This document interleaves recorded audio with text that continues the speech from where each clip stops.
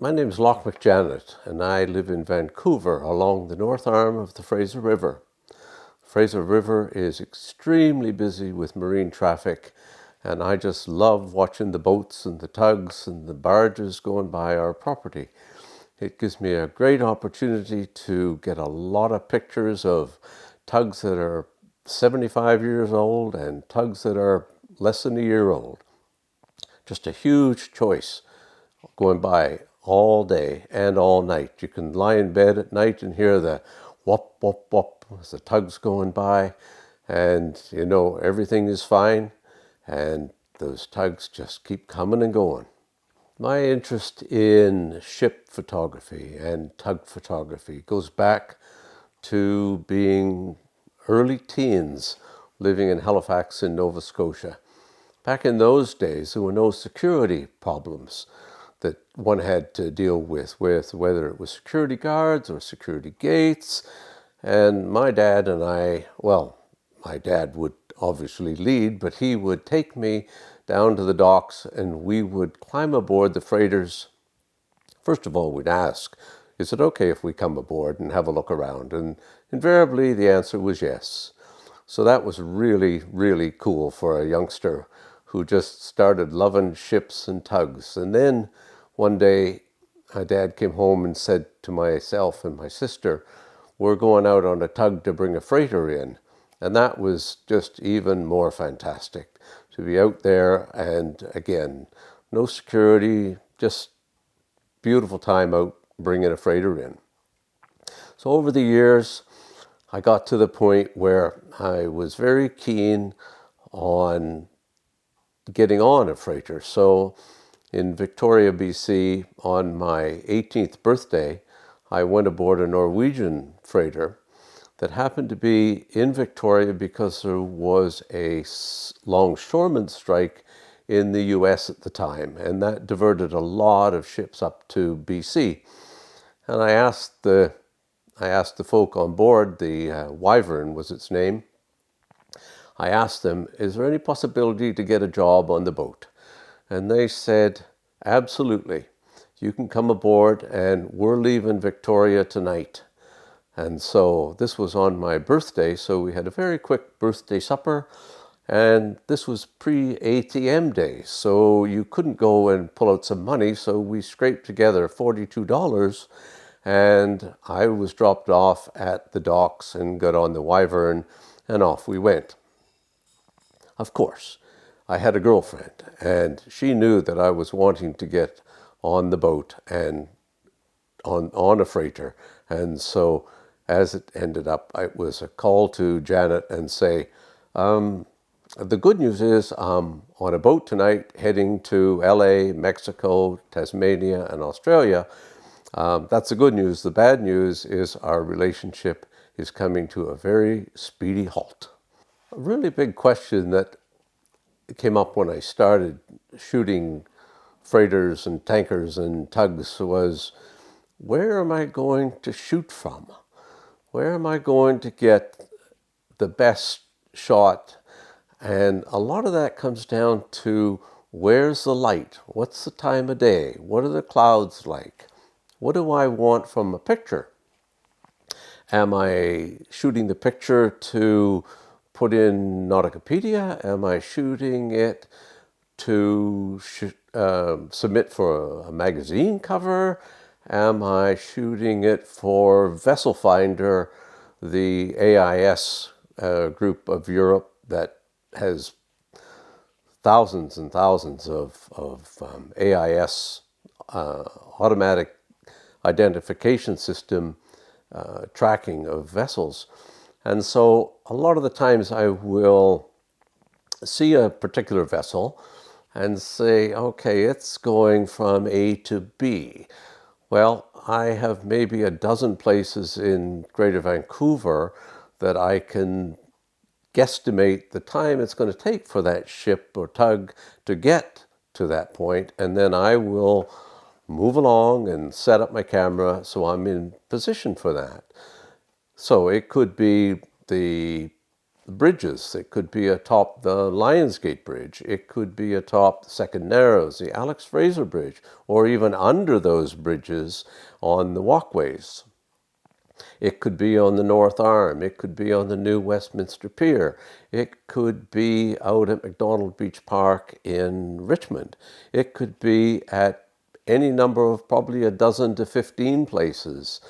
And I also have a chart of vessel time travel, so that if I see a vessel is traveling at 5 knots or 10 knots, I know what the distance is, so I know how much time I've got to get there. And generally, I like to have a little bit of relaxed time and not rush it, unless, of course, it is a vessel that I don't have a single picture of, and then I will do my level best to get there. Sometimes totally out of breath, but I'll get there. A really big question is, what equipment do you want to use? And more importantly also, what can you afford to use? I am a Nikon guy. I have been a Nikon guy forever, and I will probably die a Nikon guy. And with my equipment, I have a selection of lenses. I have long telephoto lenses for getting the reach and the distance, and importantly, trying to get pictures of people working, whether it's the deckhand or the skipper or the guys pulling the rope, the longshoremen on a freighter tying up at Cascadia docks in Vancouver.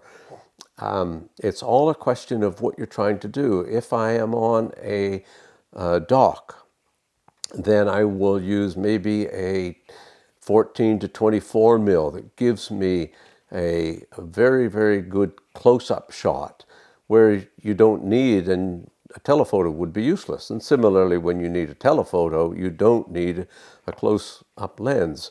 One thing that I think is important, and this again comes back to your budget, is buy the glass. Buy the biggest aperture that you can get. By doing so, you will be able to get the lowest amount of light without having to count on a high ISO factor that will possibly give you a lot of noise in the picture. It's also important that if you're going to be standing in a place waiting for your tug, your ship, your tanker, whatever it is, that you get set up on a tripod so that you can, particularly in the wintertime, when it's cold, you can keep your hands in your pocket and then simply take the picture when you want. Also, have a plastic cover to put over the camera so that when you go to take the picture, the lens hasn't been covered with rain. So that's really, really important. But overall, I have a selection, and I take all my lenses with me when I'm out doing a shoot. Why? Because you never know what might just happen, and you don't want to say, I wish I had my X lens or my Y lens when there was a fabulous picture. And you know that. That's a gut feeling when you think, I missed that picture, and I'm not going to miss it again. I'll try not to miss it again. So when I'm taking shots, I'm not necessarily looking for good shots. And why is that true? It's true in the digital age, because in the digital age, I can go out now with either my mirrorless camera or my DSLR, and I will end up oftentimes taking 100 photographs. And so I'm not looking for that one image that I might have with camera film of yesteryear. And that's the beauty of having the digital images, is when you look at them, whichever post software you're using. I use Lightroom religiously. Lightroom is just a fabulous database, and you can do changes to the images for exposure and the like. But what I find is with a good picture is I won't necessarily see it when I am pressing the shutter. But when I get home and put the SD card or the express card in my computer, I'll go through, and sometimes it will be an hallelujah. Look at this shot that you've got. This is just fabulous. More often than not, that's with good light, good focus, where you can read what is on the name on a life preserver. Or more importantly, you can capture a couple of guys hauling pikes to move some logs or whatever.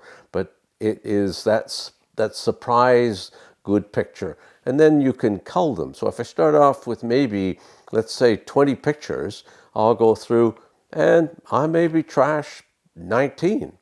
But invariably there will be one there that is acceptable for purposes that I want to use it for.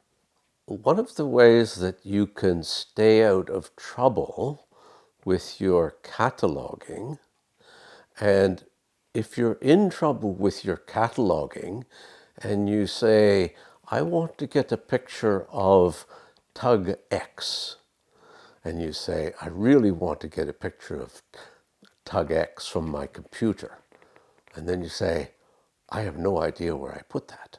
So you want to make sure that if you are using, I'll say what I do with Lightroom. Let's suppose I've taken 20 pictures of a tugboat called Loch. So I will import those 20 pictures into Lightroom. And then once I've culled them and done some basic work, in my tugs category, I will make a new file called Loch's Tug or Tug Loch. And then those pictures that are in my preliminary sort, I will transfer them into Tug Loch. And when I go to use those pictures for something, I will export that Tug Loch into another file, and I will title it Tug Loch. And so today is December 31st, which it isn't, but let's say it's, I would put 23/12/31. So that would be 2023, 12 for the month of December, and 31 for the day. And then let's suppose it is a 4-digit number, 6309, for that picture that the camera has labeled it. Then it would be 23/12/31 space 6309. So that now I know the date, and I know that number of that image, that if I want to search for it, I can search for it. But I've also put it in its own category, an own file within the database. So it's a piece of cake to find it. The only choice that I have to make is in that catalog, do I have the numbers ascending order or descending order? Do I have the latest picture first to see, or do I have the oldest first? And I always put the latest picture first because it will be the most relevant to what I want to do with those pictures. But the importance of labeling them comes back to one of the most important things for me, and that's OBH. What's OBH? Organization breeds happiness. And I don't want to have 15,000 pictures of tugs and ships and be unorganized. That is bad. So I've taken all these pictures and proudly love to look at them, love to work with them. But what is it that I want to do with those pictures? Well, I can think of three things. Firstly, I look at local databases. For instance, Nauticopedia. I enjoy, if I'm looking at something in Nauticopedia and it doesn't have a picture as yet, I want to get that picture in. Sure, it's a competitive thing. Similarly with Vessel Finder, I like to get pictures that tell the story of a vessel, particularly with its name, in very good focus and just generally a good picture. And the last thing I like to do is submit to local magazines for cover possibilities. Those are particularly pleasing when you're able to frame your own picture and hang it up on the wall with a whole bunch of other tug pictures. I have a great deal of passion for this hobby, and I'm very intrigued as to why somebody might want to get into it today. Particularly intrigued because with people's camera or phone cameras, the choices are so easy to take pictures. And you can take pictures from any number of places, whether it's on a marina where you do some dock walking and look at different vessels. Those vessels could be sailboats, they could be tugboats, they could be workboats. And as long as you are respectful of what the policies are for each of those docks that you might walk on, and you want to be careful and extremely respectful, people have a lot of value tied up on these vessels. And so you want to be very respectful. And for instance, if somebody is working on their vessel, their sailboat, their tugboat, whatever, then I think it's very important, if you want to take a picture, to ask them if that's okay with them. It may not be. Most people are happy to have pictures taken. And I think the fact that you can be outside taking these pictures, A, you're getting exercise, B, you are doing something different. It's just so much fun. And as you get into it, you start to think, what is the angle that I want? What am I trying to do? It actually becomes an individual challenge, maybe not an individual challenge for every single picture, but a challenge for every single subject that you're taking of. So you might want to get for instance, a tugboat from the bow, from the stern, or from the port or starboard sides. You might want to focus on the rubber fendering on the vessel. You might want to look at the logo that it has. There's any number of things that are fun and a challenge. And there's nothing better than getting a cup of coffee and going for a walk, taking a look and taking some pictures on a sunny or rainy day. You simply can't go wrong.